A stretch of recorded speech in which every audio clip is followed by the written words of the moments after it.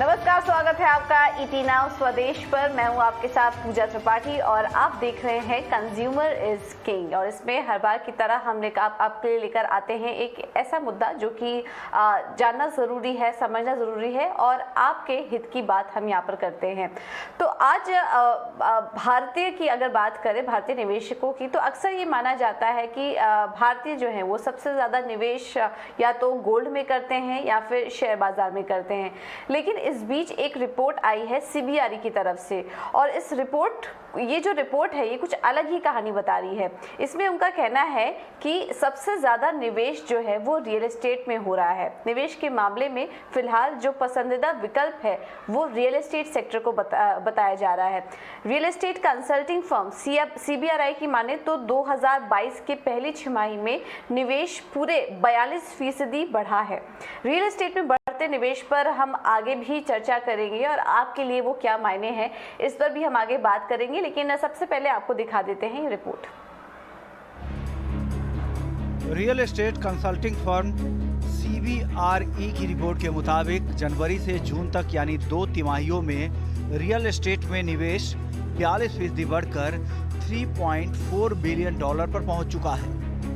अप्रैल से जून 2022 की तिमाही में कैपिटल फ्लो $2 अरब रहा।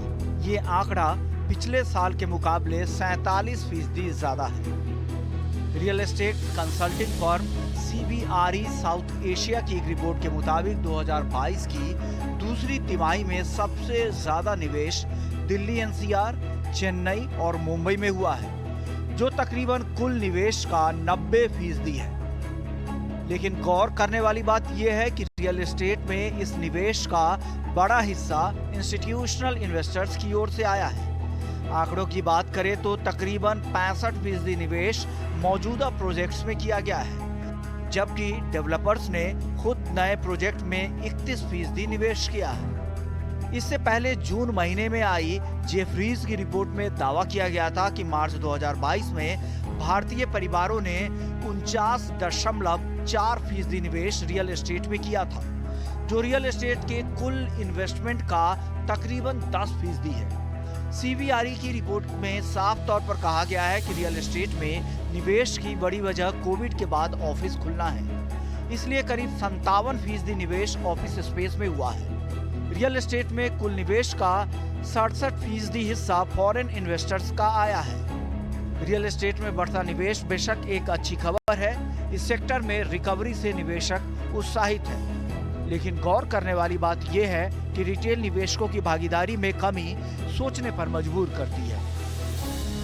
ईटी नाउ स्वदेश। बिल्कुल, तो ये कुछ रिपोर्ट में जो सबका क्रक्स था पूरा वो हमने आपके सामने रखा कि क्या कुछ अहम बातें सीबीआरई की रिपोर्ट में यहाँ पर निकल कर आई है। तो रियल एस्टेट में जो बढ़ता निवेश है वो बिल्कुल काफ़ी अच्छी बात है और ये कहीं ना कहीं इकोनॉमी में जो रिकवरी है उसको दर्शा रहा है। और जैसा कि हम इस रिपोर्ट में भी बात कर रहे थे कि काफ़ी सारे इंस्टीट्यूशनल इन्वेस्टर्स, ना कि सिर्फ इंस्टीट्यूशनल इन्वेस्टर्स, यहाँ पे जो फॉरेन इन्वेस्टर्स हैं उनका भी रुझान बढ़ता जा रहा है। डेवलपर्स के लिए भी अच्छी खबर है, लेकिन सवाल यहाँ पर ये उठता है कि कंज्यूमर के लिए क्या है इस रिपोर्ट के मायने। रिटेल निवेशकों की भागीदारी क्यों घट रही है और छोटे शहरों में रियल एस्टेट में डिमांड में कैसे होगी मजबूती, वहां पर डिमांड कैसे लौटेगी। तो इन सब बातों पर हम चर्चा करेंगे और आज की इस चर्चा में हिस्सा लेने के लिए हमारे साथ 3 गेस्ट भी मौजूद हैं जो कि इस सेक्टर को काफ़ी क्लोजली ट्रैक करते हैं, वॉच करते हैं, इसके डिमांड सिनेरियो को बखूबी समझते हैं। सबसे पहले स्वागत करते हैं सिद्धार्थ गोयल का मैजिक ब्रिक्स से HR, अश्विंदर आर सिंह ये CEO रेसिडेंशियल और इसके अलावा भारतीय अर्बन के ऑथर भी हैं, बेस्ट सेलिंग ऑथर भी हैं ये, और इसके अलावा राजेश प्रजापति क्रेडाई के फाउंडर एंड प्रेसिडेंट टाइगर। आप तीनों ही एक्सपर्ट्स का बहुत बहुत स्वागत है इस शो पर। समय देने के लिए बहुत बहुत धन्यवाद आपका। तो शुरुआत सबसे पहले राजेश जी आपके साथ करना चाहेंगे। हम देख रहे हैं कि इंस्टीट्यूशनल इन्वेस्टर्स, फॉरेन इन्वेस्टर्स दोनों को ही काफ़ी अट्रैक्टिव लग रहा है इस वक्त इंडियन रियल एस्टेट मार्केट की अगर बात करें तो। इसके पीछे की क्या वजह देख रहे हैं आप और क्या एक रिकवरी का संकेत हम इसको माने इंडिया के लिए? एक बहुत ही बड़ा संकेत है कि रियल एस्टेट सेक्टर आज रिकवरी के मोड पे है और ये हम लोग पिछले 6-8 महीने से ये प्रेडिक्ट कर रहे थे कि रियल एस्टेट सेक्टर में एक रिकवरी और अच्छी boom, not really in pricing, मतलब प्राइसिंग से ज़्यादा सेल्स के वॉल्यूम बढ़ने के काफ़ी अच्छे उम्मीद हैं और उसके पीछे के कई कारण हैं। लेकिन यस, आज जो हम लोग देख रहे हैं कि फॉरेन इंस्टीट्यूशनल इन्वेस्टर्स और एनआरआईज और आम फॉरेन इन्वेस्टर्स, ये जितने भी हैं ये सभी ना सिर्फ प्री लीज्ड प्रॉपर्टीज लेकिन बाकी और भी प्रॉपर्टीज में इन लोगों के काफी अच्छे निवेश आ रहे हैं। तो इंडिया में आज भारत में एक प्रॉपर्टी इन्वेस्टमेंट के तरफ लोगों का रुझान, फॉरेन इन्वेस्टमेंट एफआईआई का रुझान आ रहा है और यही वजह है कि एक रिकवरी का मोड हम लोगों को क्लियरली दिख रहा है और होराइजन में। बिल्कुल। अश्विंदर जी, आपके पास आना चाहेंगे। आपने तो काफ़ी ज़्यादा रिसर्च की है, आपने कुछ बेस्ट सेलिंग बुक भी लिखी हैं, तो आपकी पकड़ तो काफ़ी ज़्यादा होगी। एक चीज़ आपसे समझना चाहेंगे कि हम जो कैपिटल आ रहा है, इन्वेस्टमेंट की जो हम बात कर रहे हैं, वो कॉर्पोरेट की तरफ से काफ़ी ज़्यादा इंटरेस्ट दिखाई दे रहा है, बिल्डर की तरफ से भी इंटरेस्ट देखने को मिल रहा है इसमें, और जो फॉरेन इंस्टीट्यूशन है उसका भी हम बात कर रहे थे, उनका भी इंटरेस्ट यहाँ पर दिखाई दे रहा है। लेकिन रिटेल के पर्सपेक्टिव से अगर बात करें, मान लीजिए आम कंज्यूमर है, घर खरीदना है इन्हें, उसके पार्टिसिपेशन की यहाँ पर बात नहीं की जा रही है कि उनका इस पूरे में कितना योगदान है। करीब 90% रुझान बताया जा रहा है कि यहाँ पर 70 से 60% योगदान बताया जा रहा है कि इंस्टीट्यूशनल इन्वेस्टर कर रहे हैं। तो क्या रिटेल का रुझान नहीं फिलहाल दिखाई दे रहा है? उनका मार्केट कैसा लग रहा है? आप किस तरह का ट्रेंड वॉच कर रहे हैं? दो चीजें होती हैं। एक होता है B2B सेगमेंट, जिसके अंदर हम इंस्टीट्यूशनल की बात करते हैं और डेवलपर्स की बात करते हैं, और एक होता है जो आप रिटेल की बात कर रहे हैं, जो कंज्यूमर है, जो B2C है। देखिए, फाइनली रेजिडेंशियल के अंदर जो डेवलपर इन्वेस्ट कर रहा है वो इसीलिए कर रहा है क्योंकि एंड कंज्यूमर अभी घर खरीदने लग गया है। जो पैंडेमिक आया था उसके बाद अपने घर की जो इंपॉर्टेंस है वो बहुत बढ़ गई है। मैं आपको कुछ आंकड़े देता हूं जिससे आपको पता चलेगा। देखिए, इंस्टीट्यूशनल सेल्स का इन्वेस्टमेंट जो है वो ब्राउन फील्ड प्रोजेक्ट में होता है, मतलब जो प्रॉपर्टीज पहले से बन चुकी हैं या अंडर कंस्ट्रक्शन है। डेवलपर्स जो इन्वेस्ट करते हैं वो ग्रीन फील्ड में करते हैं, वो नीचे से पूरी की पूरी नई प्रॉपर्टी बनाते हैं। एंड ये जो इन्वेस्टमेंट है ये हाउसिंग में है, रिटेल में है, ऑफिस में है, वेयर हाउसिंग में है, हर रियल एस्टेट के एसेट क्लास में आ रही है। बट अगर हम होम सेल्स की बात करें तो ये 121% ईयर ऑन ईयर कुछ बड़ी है इन Q2 ऑफ 2022, जो एक बहुत ही जबरदस्त आंकड़ा है। एंड Q2 22 में 76,500 यूनिट्स लॉन्च हुए हैं, जो अगेन दर्शाता है कि जो कंज्यूमर है, जो होम बायर है, अब वो अपना घर लेना चाहता है। और वो जो रिटेल का सेगमेंट है, इसके अंदर जो सबसे बड़ा सेगमेंट है वो ये हमारा मिलेनियर और जेन जी है, जो पहली बार घर ले रहा है। और क्योंकि ये सेगमेंट इंडिया में इतना बड़ा है और पिछले 4-5 साल में पेंडेमिक से पहले डिमांड थोड़ी कम थी, बिकॉज शेयर्ड इकोनॉमी की बातें होती थी। लोग बोलते थे हम ओला लेंगे, उबर लेंगे, हम गाड़ी नहीं खरीदेंगे, हम रेस्टोरेंट में नहीं जाएंगे, हम स्विगी और जोमेटो से ऑर्डर करेंगे। वो शेयर्ड इकोनॉमी अब खत्म हो रही है और सब अपना एक घर खरीदना चाहते हैं। अगर मैं H1 22 की बात करूं तो 1,37,000 घर लॉन्च हुए हैं, which is 66% growth year on year. आपने जैसे सही बोला, पुणे, मुंबई, दिल्ली और बैंगलोर के अंदर भी बहुत ग्रोथ आ रही है। तो रिटेल आ रहा है, बट क्योंकि हम बड़ी इन्वेस्टमेंट की बात करते हैं, मोटी इन्वेस्टमेंट की बात करते हैं, इसीलिए जो रिपोर्ट है वो ये बता रही है कि 70% इंस्टीट्यूशनल से आया है, जो जनरली इनकम यील्डिंग एसेट्स के अंदर पैसा लगाते हैं, कमर्शियल के अंदर पैसा लगाते हैं, जहां पर रेंट पे पहले से चढ़ा होता है और उनको आमदन आती रहती है। और डेवलपर जो है वो रेजिडेंशियल ज्यादा बना रहे हैं और एंड यूजर जो है वो उसको खरीद रहा है। सो दोनों तरफ से काफी ज्यादा पॉजिटिविटी है। दूसरा, इसका एक और रीजन है कि रिटेल इन्वेस्टर और एंड यूजर आ रहा है। अगर आपने देखा हो, पिछले 6 महीने में स्टॉक मार्केट ने काफी वॉलेटिलिटी दिखाई है, बट उससे पहले 2 साल के अंदर लोगों ने स्टॉक मार्केट के अंदर भी अच्छा पैसा बनाया था। और जो समझदार लोग थे उन्होंने अपनी वहां पर प्रॉफिट बुकिंग की, उस प्रॉफिट बुकिंग से डाउन पेमेंट दी और डाउन पेमेंट करके उन्होंने अपना घर लिया। रेट ऑफ इंटरेस्ट भी बहुत कम चल रहे थे। अगर हम अभी भी बात करें, पिछले 6 महीने में आरबीआई ने 90 पैसे रेट बढ़ाया है, फिर भी हम 4.9% ऑफ रेपो रेट पे हैं, जो बहुत अट्रैक्टिव है। लोगों की आमदन भी बढ़ी है। हम ग्रेट रेजिग्नेशन की बात करते हैं, जहां पर आईटी सेक्टर के अंदर लोगों को डबल सैलरी मिल रही है, बिकॉज इतनी डिमांड है इंडिया के आईटी टैलेंट की। सो ओवरऑल डिमांड रिटेल की भी बहुत अच्छी है और बहुत हेल्दी है। बिल्कुल।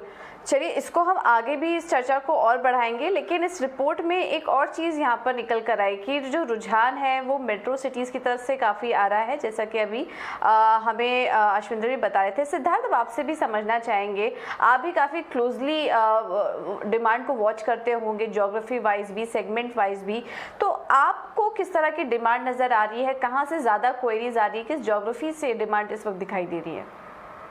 देखिए, जैसे आपने कहा कि जो डिमांड है वो एक्चुअल में सारी मेट्रो सिटीज के लिए है, तो उसमें मेरे ख्याल से कुछ ज़्यादा फर्क नहीं पड़ेगा कि क्योंकि जो इंस्टीट्यूशनल इन्वेस्टर्स हैं वो टिपिकली जो है जो गेटवे सिटीज हम कहते हैं रियल एस्टेट में, जैसे कि बॉम्बे हो या दिल्ली हो, इनकी तरफ ज़्यादा आते हैं और फिर वहाँ से धीरे धीरे वो लोग दूसरी सिटीज़ की तरफ स्प्रेड करते हैं।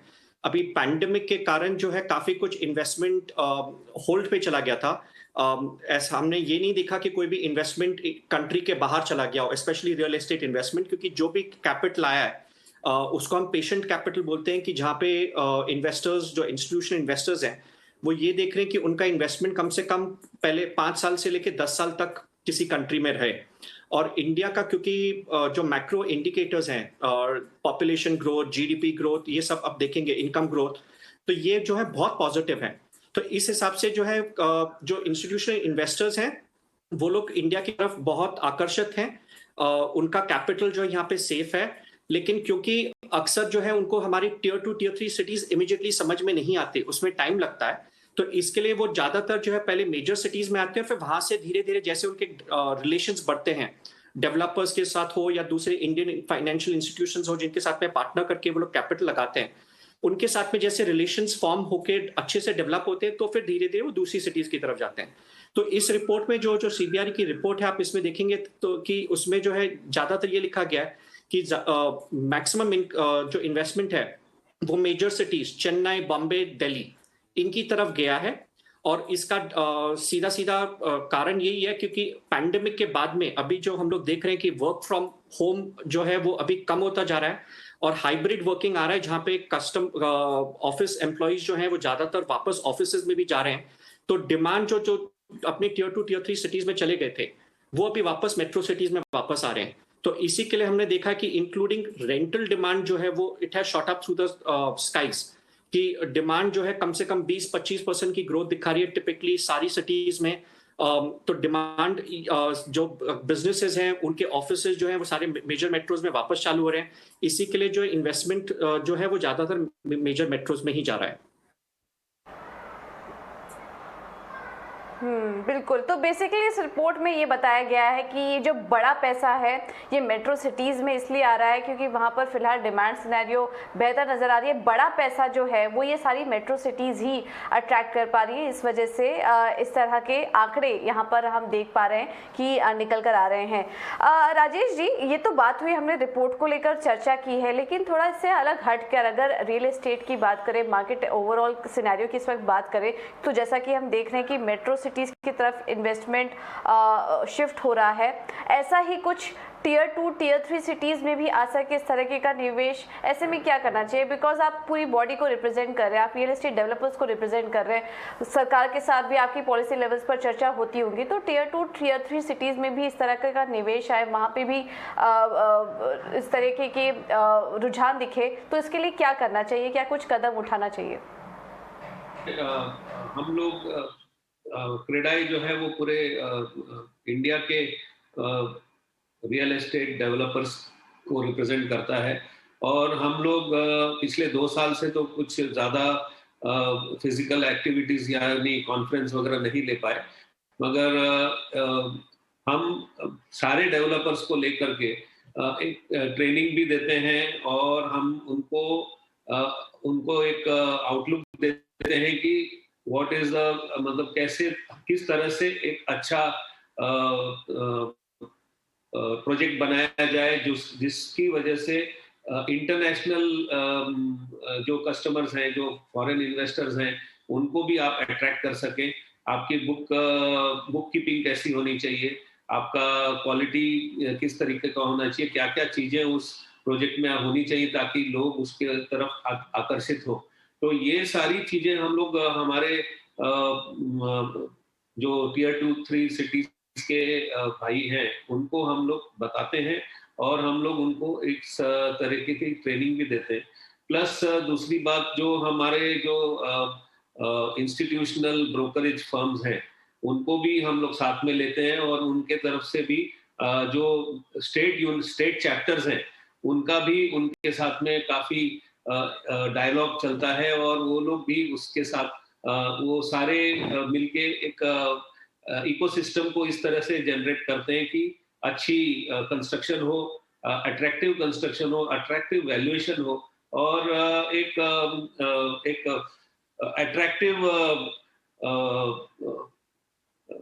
अट्रैक्टिव प्रोडक्ट मिले, अट्रैक्टिव प्राइस मिले। और इसलिए आज रिटेल इन्वेस्टर्स भी जो हाई स्ट्रीट्स वगैरह में ज्यादा अट्रैक्ट हो रहे हैं। इवन टीयर 2-3 सिटीज में भी आप देख रहे हैं कि रिटेल इन्वेस्टर्स रिटेलर्स ज्यादा इन्वेस्ट कर रहे हैं। आपके जितने भी दुकान ब्रांडेड स्टोर्स हैं वो भी खुलते जा रहे हैं और प्री लीज प्रॉपर्टीज वहां पर भी आज अवेलेबल होते जा रही हैं। तो मेजर जो इन्वेस्टमेंट है फॉरेन इन्वेस्टर्स का वो प्री लीज प्रॉपर्टीज में ही उनका ज्यादा ध्यान रहता है और इस वजह से ये जो सेक्टर है इसके लिए हम लोग काफी एक अच्छा इकोसिस्टम बनाने की कोशिश कर रहे हैं हमारे टीयर 2 टीयर 3 सिटीज में। ओके तो कोशिश काफ़ी की जा रही है धीरे धीरे वहाँ पर भी एक अच्छी डिमांड पॉलिसी लेवल पर भी और कंज्यूमर की तरफ से भी देखने को मिलेगी।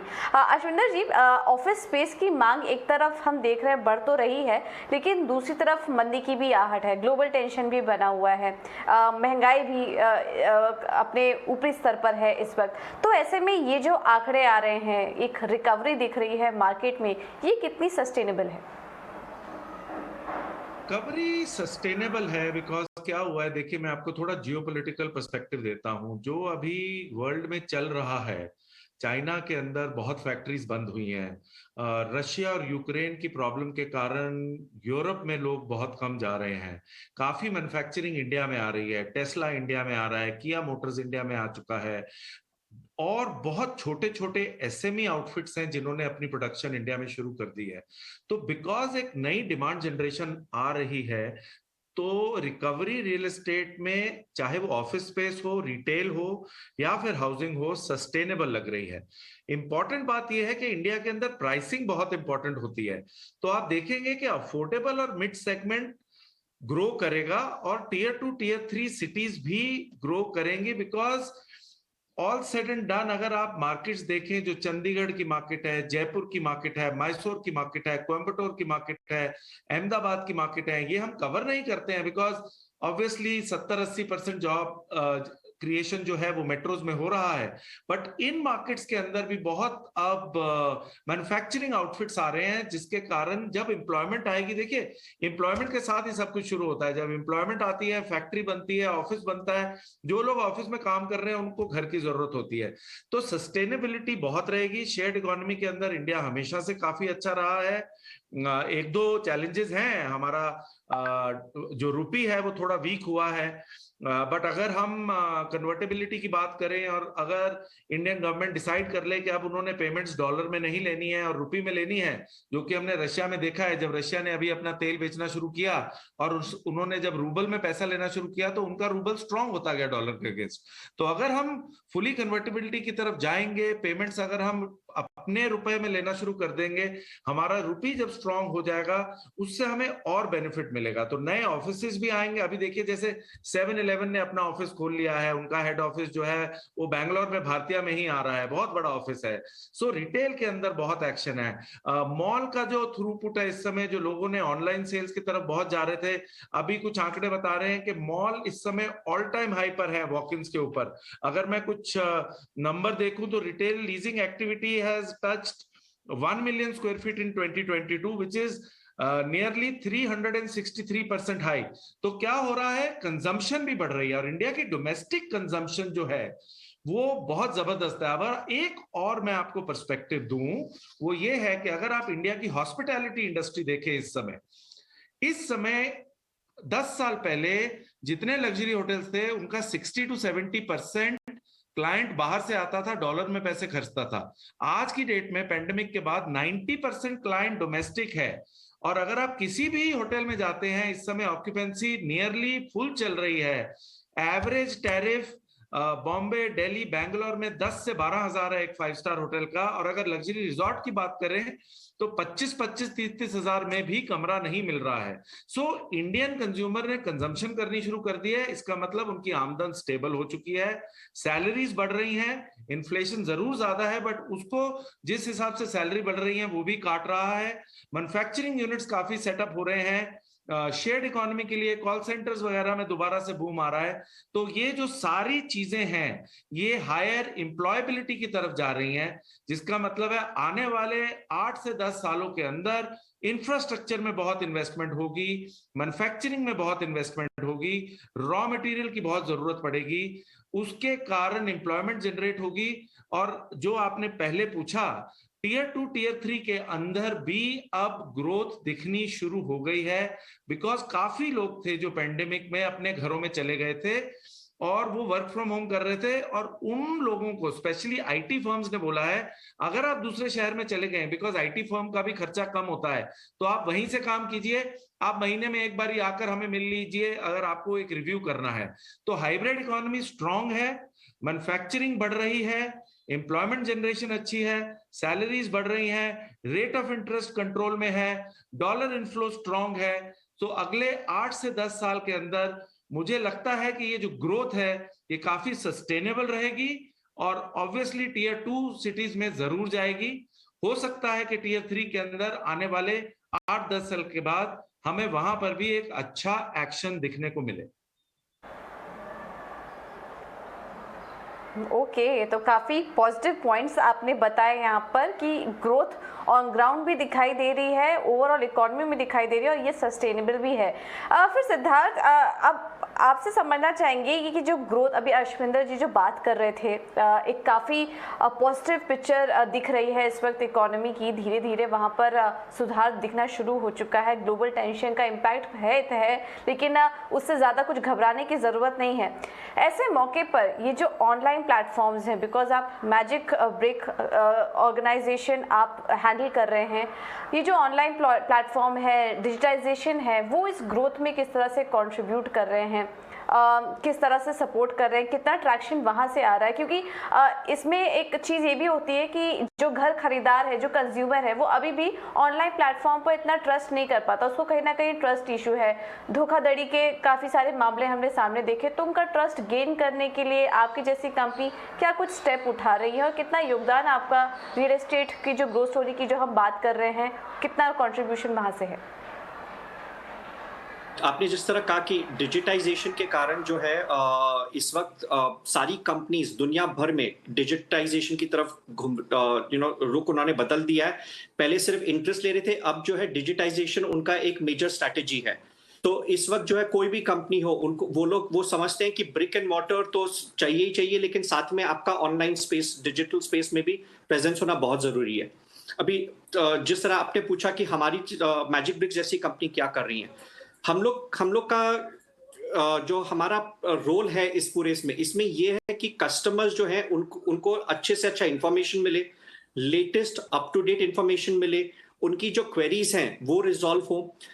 इंडिया में, क्योंकि हाँ इंडिया एक यूनिक कंट्री है और एक्चुअल में नॉट जस्ट इंडिया, ग्लोबली भी अगर आप देखेंगे रियल एस्टेट जो है, जो वैसे तो उसको प्रोडक्ट माना जाता है, लेकिन कोई भी रियल एस्टेट किसी भी कोई भी घर एक जैसा नहीं होता। आप एक टाइप की कार नहीं खरीद रहे हैं या एक टाइप का कपड़ा नहीं खरीद रहे हैं। हर घर का व्यू अलग होता है, साइज अलग होता है, कुछ ना कुछ उसमें यूनिक होता है। तो इसके कारण जो है कहीं पे भी ग्लोबली भी जो है डिजिटल ट्रांजैक्शंस जो है रियल एस्टेट में वो बहुत कम होते हैं, specially where buying and selling is concern. जो डिजिटल के कारण होता है वो फैसिलिटेशन होता है कि आप जो है अगर सपोज मार्केट में आज हमारे पास में बहुत चॉइस अवेलेबल है, आपके पास में बहुत सारे, किसी भी शहर में कई सैकड़ों नहीं तो कई हजार डेवलपर्स हैं जिनके अलग अलग, एक ही डेवलपर के कई सारे प्रोजेक्ट्स हैं, और इसमें जो चॉइस बहुत ज्यादा अवेलेबल हो जाती है।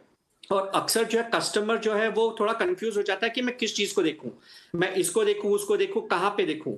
तो हमारे जैसे प्लेटफॉर्म्स जो हैं उसमें हम लोग जो है आपको इंफॉर्मेशन मिल जाती है जिसके कारण आप जो है नैरो डाउन कर सकते हैं।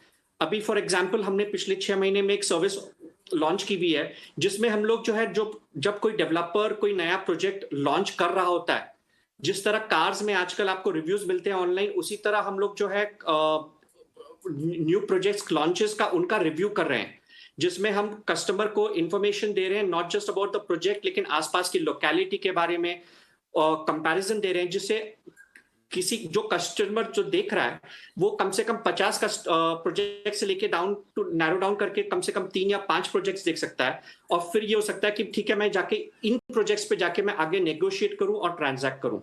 तो हमारे जो प्लेटफॉर्म्स हैं, चाहे वो मैजिक ब्रिक्स हो जहाँ पे आपको, और हम लोग जो है कई सारी दूसरी सर्विसेज भी दिला रहे हैं कि आप हाउसिंग लोन के लिए अप्लाई कर सकते हैं, आप रेंट पे कर सकते हैं, आप जो है पैकर्स और मूवर्स को जो है उनको उनकी सर्विसेज ले सकते हैं। तो ये जो सारी सर्विसेज हैं they are now at the convenience of कि आपके टेलीफोन पे या जो भी आपका डिजिटल इलेक्ट्रॉनिक डिवाइस है उस पे आ जाता है। और इसीलिए जो है सारे के सारे डेवलपर्स, रियल एस्टेट इन्वेस्टर्स, वो जो है वो डिजिटल की तरफ जो भी है वो भी एक बहुत इंपॉर्टेंट उनका कंट्रीब्यूशन है।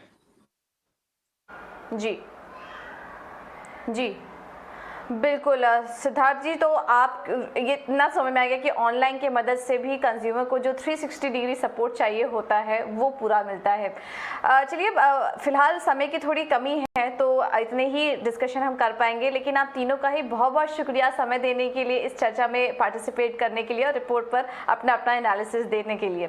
सिद्धार्थ जी, अश्विंदर जी, राजेश जी, बहुत बहुत धन्यवाद आपका। तो आज की इस चर्चा से एक बात निकल कर आई कि ये जो आंकड़े हम देख रहे हैं CBRE की तरफ से आए हैं, ये सिर्फ एक हिस्सा है रियल एस्टेट ग्रोथ स्टोरी का। आने वाले समय में ग्रोथ स्टोरी और भी दिखाई दे रही है, काफ़ी सारी चीज़ें ऑन ग्राउंड डेवलपमेंट हो रहे हैं और रियल एस्टेट में इस तरह के आंकड़े आना ये एक संकेत दे रहा है इस पूरे स्टेट में रिकवरी की। चलिए इसी नोट के साथ मुझे दीजिए इजाज़त, नमस्कार।